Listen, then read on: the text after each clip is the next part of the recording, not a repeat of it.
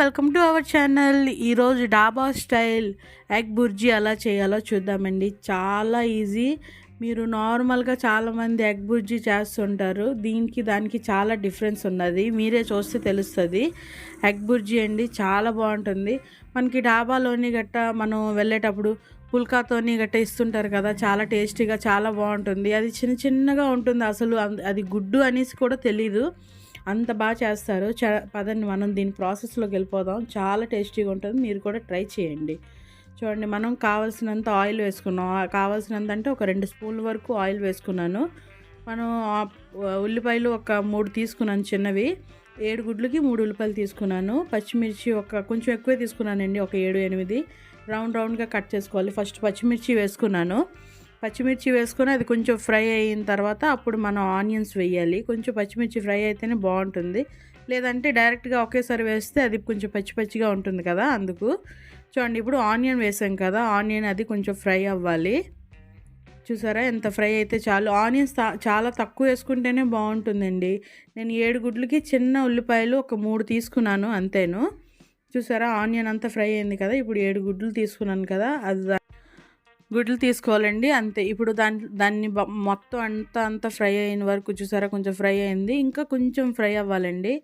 ఇప్పుడు మనం దీంట్లోని మీరు ఎప్పుడు అంటే ఉక్కిరి చేసేటప్పుడు ఎప్పుడు వేసుకోరేమో, దీంట్లో కంపల్సరీ వాటర్ కావాలండి. వాటర్ కొంచెం వేసుకోవాలి, ఒక గ్లాసుడు వాటర్ వరకు వేసుకోవాలి. పసుపు ఒక 1/2 స్పూన్ వేసుకోవాలి.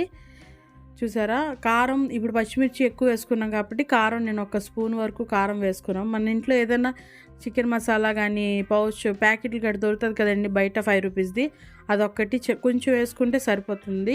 ఎక్కువ దీనికి ఇంగ్రీడియంట్స్ కూడా ఏం అవసరం లేదండి. ఉప్పు, కారం, పసుపు, పచ్చిమిరపకాయలు, ఉల్లిపాయలు, గుడ్లు ఉంటే చాలు, నూనె, అంతే. అది చూసారా, అది కొంచెం అంతా ఫ్రై అయింది కదా. ఇక్కడ మీకు కొంచెం ఇక్కడ మాత్రం కొంచెం పని ఉంటుందండి. చూడండి, ఇది కొంచెం బాయిల్ అవుతుంది కదా. ఇప్పుడు మనం ఇలాంటి అట్ల పుల్ల మాత్రమే తీసుకోవాలండి, గరిటి అలాంటివన్నీ పెట్టుకుంటే అవ్వదు.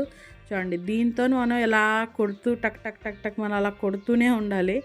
అది ఎందుకు ఆ సౌండ్ చేశానంటే, మనం అలా చేసేటప్పుడు ఆ సౌండ్ వస్తుంది అనమాట. అలా కొడుతూ ఉంటేనే అసలు గుడ్డు ఎంత పెద్దగా ఉండేవి చిన్న పీసెస్గా అయిపోతుందండి. చాలా చిన్నగా అయిపోతుంది. ఇది గుడ్డు అనేసి కూడా తెలీదు. చూడండి, నేను అలా కొడుతూనే ఉన్నాను కదా. నిజంగా ఇది చాలా అంటే చాలా టేస్టీగా ఉంటుందండి. ఎవ్వరు కూడా దీన్ని కనిపెట్టలేరు ఇది గుడ్డు అనేసి. ఇది రైస్తో కూడా బాగుంటుంది, కానీ ఎక్కువగా చపాతీతోని పుల్కాతోనైతే చాలా టేస్టీగా ఉంటుంది.